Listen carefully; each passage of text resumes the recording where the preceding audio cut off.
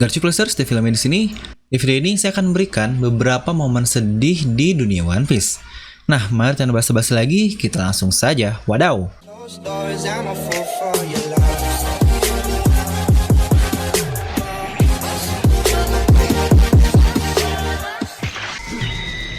Nah, seperti biasa, sebelum melanjut video ini, jangan lupa untuk subscribe dan juga nyalakan bel notifikasinya ya, agar video review Nomi langsung muncul di HP kalian. Serta pastikan kalian menonton video ini sampai habis, jadi tidak ada informasi yang miss dan juga yang terlewat. Nah, karena banyak juga yang ikut berpartisipasi di posan komunitas saya dengan bertanya apa momen paling sedih kalian di dunia One Piece. Jadi, di sini akan saya bikin versi saya sendiri dari yang cukup sedih sampai yang paling sedih. Intinya, semuanya jos lah sedihnya.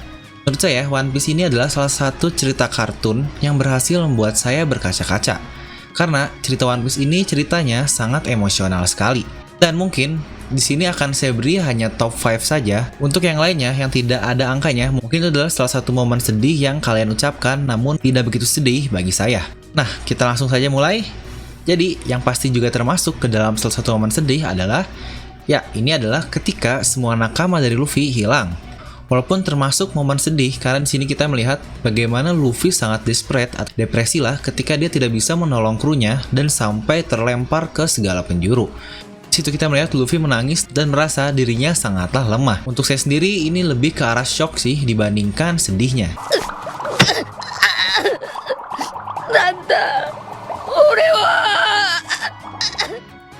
Lalu selanjutnya ada ketika kematian dari Corazon. Mungkin jika kita ambil lebih lengkap, ini lebih ke arah flashback dari Trafalgar Law. Ya, ini lebih ke arah emosi yang sudah Oda buat dari awalnya. Hingga akhirnya dia mengakui bahwa Corazon ini adalah seorang Tenryubito dan itu adalah musuh alami dari Klandi atau alias Dewa. Yang kita pun tahu bahwa saat itu Trafalgar Law dia adalah seorang Klandi juga dengan nama Trafalgar the Waterlaw. Yang bahkan anehnya Corazon atau Don Quixote Rocinante ini dia kan mantan Tenryubito. Tetapi kenapa dia rela mati demi Klandi? Bukankah itu sesuatu yang sangat ironis? Seharusnya mereka saling memusuhi, tapi mereka malah mendukung. Ini mungkin yang dapat kita katakan salah satu anomali juga di dalam dunia One Piece, yang pastinya tidak bisa kita ambil rata. Dan kematiannya dengan tersenyum hingga lo berhasil kabur dari kepungan Doflamingo ini benar-benar epic sih menurut saya.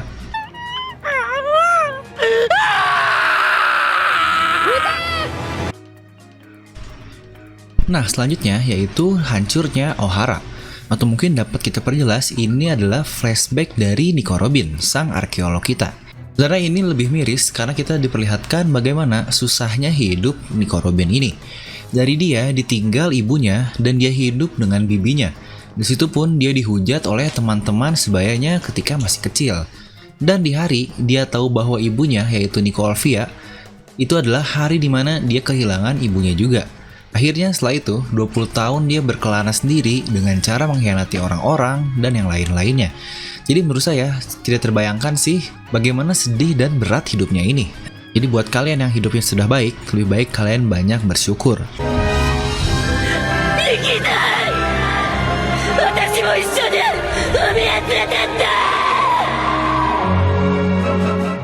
Lalu yang selanjutnya yaitu tato dari Nami.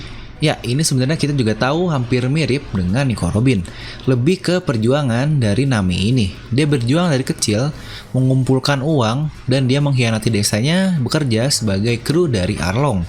Itu agar dia dapat membeli desanya di kemudian hari. Tepatnya dia harus mengumpulkan uang sebesar 100 juta beri.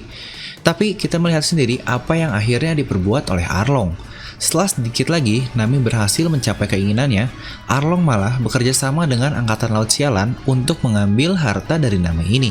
Bayangkan gimana tidak depresi Nami, dia akhirnya menusuk-nusuk tatonya dengan pisau ini. Dan dia, yang awalnya mengusir Luffy, malah meminta tolong ke Luffy. Dan kita pun melihat bagaimana reaksi epik dari Luffy ini. Ini adalah salah satu momen yang sedih mungkin tidak juga, tetapi epik lah.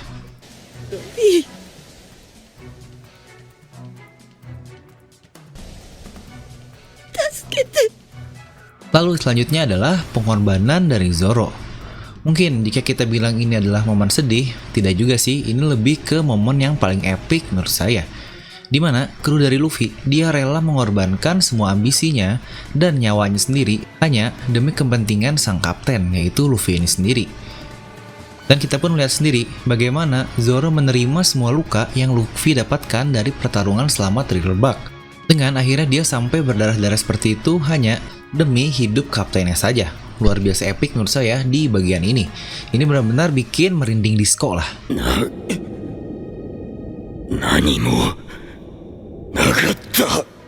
Lalu selanjutnya yang tidak kalah sedih juga yaitu ketika Bonchan di Impel Down. Ya, ini benar-benar salah satu momen yang super epic dan merinding juga. Dimana Luffy yang tidak tahu apa yang Bonchan lakukan yang sebelumnya dia sudah menolongnya selama di Impel Down ini. Dan ternyata dia pun akhirnya rela mengorbankan dirinya untuk menghadapi Magellan agar Luffy bisa menyelamatkan kakaknya.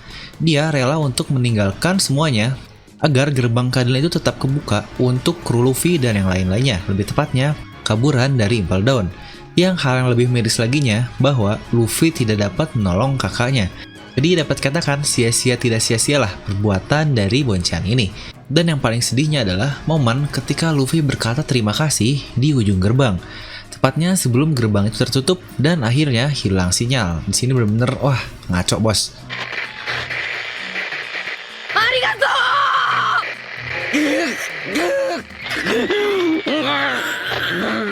Nah, jadi mulai dari sini akan saya mulai di top 5 dari momen paling sedih di One Piece. Ya, kita mulai di peringkat kelima. Menurut saya, ini adalah ketika Ace mati. Pasti banyak yang tidak setuju. Karena banyak yang menyimpan bahwa Ace mati ini adalah momen paling sedih kalian kan? Oke, jadi di sini kematian Ace ini termasuk yang paling populer dari semua momen sedih di dunia One Piece. Terutama kan sedihnya. Omae no yume no hate o mirarenei koto da. Ore no ototo da. Lalu yang keempat menurut saya adalah ketika Sanji melawan Luffy. Ini adalah salah satu momen yang cukup merinding juga. Kita lihat bagaimana usaha Luffy untuk merebut Sanji kembali, yang dia harus rela datang ke teritori dari Yonkou. Namun Sanji masih malah menolaknya dan kita pun tahu alasan dibaliknya kan. Semua drama yang terjadi dengan pertarungan Luffy versus Sanji ini. Dan di akhirnya kita melihat sendiri bagaimana kata-kata epic dari Luffy kepada Sanji. Yang menurut saya ini benar-benar luar biasa merinding sih Luffy bicara sampai seperti ini. Bahkan saya dari manganya pun sudah merasa merindingnya ketika Luffy berbicara seperti ini. Apalagi di animenya. Semakin kau menendangku, bukan aku yang merasa kesakitan, tetapi kau sendiri. Aku akan menunggu di sini. Tanpa kau Sanji, aku tidak akan menjadi raja bajak laut. Wah, ini benar-benar ngaco sih. Ngaco banget.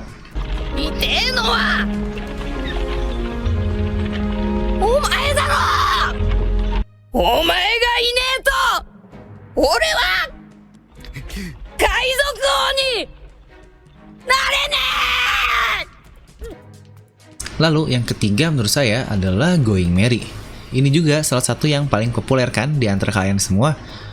Jujur, saya di bagian ini awalnya baca dari manganya dulu lalu nyoba ke anime. Untuk di manga mungkin sedih sih, tapi ya udahlah, tidak begitu yang super. Mungkin kayak oh, Merry akhirnya dibakar dan akhirnya matilah, ya udahlah. Lalu ketika saya nonton animenya, wah ngaco bos, ini benar-benar ngaco sekali. Dimana momen backsoundnya yang menurut saya sangat pas. Lalu munculnya salju di tengah pembakaran Merry, dan paling mulai merinding kejer adalah ketika Merry ngomong dan dia minta maaf ke semua kru. Wadaw. Gomen ne. Motto minna o touku made hakonde agetatta. Gomen ne. Zutto issho ni bouken shitakatta. Lalu yang kedua menurut saya adalah kematian Dr. Hiruluk. Ya, ini adalah salah satu yang paling sedih menurut saya. Dan jika saya ambil overall semuanya, ini adalah bagian dari flashback Chopper yang dulunya dia dikejar-kejar oleh manusia. Lalu kita pun tahu Hiruluk tidak menganggap Chopper sebagai monster dan dia rela luka parah dipukul oleh Chopper yang mode gorila. Dan setelah itu, Chopper yang mencari jamur sampai dia luka parah padahal kita pun tahu itu adalah jamur beracun. Dan akhirnya Hiruluk yang nekat ke istana untuk menyelamatkan yang katanya ada seseorang yang sakit. Walaupun itu semua hanyalah tipuan dari si bangsat Wapol. Dari sini saja Oda sudah membuat emosi ke para pembacanya. Dan kata-kata terakhirnya yang super epic yang bahkan bisa menjadi salah satu quotes terbaik lah. Yaitu, kapan seseorang akan mati? Apakah ketika dia dilempar bom? Atau ketika dia minum racun? Bukan. Yaitu ketika dia dilupakan. Anjay, ini bener-bener ngaco parah. Manga dan anime dua-duanya sama-sama merinding menurut saya. Yo. 人はいつ死ぬと思う。人に忘れられた時さ。 Dan yang paling pertama, walaupun mungkin banyak yang biasa saja menurut kalian, tapi menurut saya di bagian ini benar-benar membuat saya berkaca-kaca dan sampai merinding parah lah, yaitu ketika Dadan dia memukul Gap. Walaupun terlihat sangat sederhana, tetapi damage-nya mantap boy. Ketika Es mati, dan kita pun tahu setelahnya, Gap mengunjungi ke kampung halamannya di desa Fusha. Di situ ternyata ada Dadan yang mungkin kita katakan sedang stres lah, dia meminum bir di birnya Makino. Dan setelah tahu Gap sudah sampai, Dadan langsung menghajarnya dengan sangar dan meninggalkan luka sampai berdarah-darah di muka Gap ini. Di situ, Makino datang dan berkata, "Hentikan Dadan, kau tahu seharusnya yang paling terluka dari itu semua adalah Gap-san." Itu adalah jawaban dari Makino. Dan inilah jawaban dari Dadan. Tidak, kau salah. Yang paling terluka dari semua itu adalah Luffy. Anjay. Kata-kata sederhana, tetapi benar-benar emosional menurut saya. Di sini pun bahkan kita melihat Makino sampai nangis mendengar kata-kata dari Dadan ini. Mungkin dia merasa simpati terhadap Luffy yang kakaknya mati di depan matanya sendiri, yang bahkan kakaknya melindungi Luffy ini. Ini benar-benar mungkin emosional sekali menurut saya di bagian ini. 違う一番辛いのはルフィのやつだ。 Nah, jadi mungkin itulah urutan 5 terbaik menurut saya di momen paling sedih di One Piece. Mungkin kalian punya versi kalian sendiri, bisa langsung tuliskan di kolom komentar di bawah ya. Dan seperti biasa, semoga kalian terhibur dengan video ini. Like aja kalau kalian suka, dislike aja kalau nggak suka. Jangan lupa untuk subscribe dan juga share video ini ke teman kalian. Gue Dovil pamit, and I'll see you guys next time.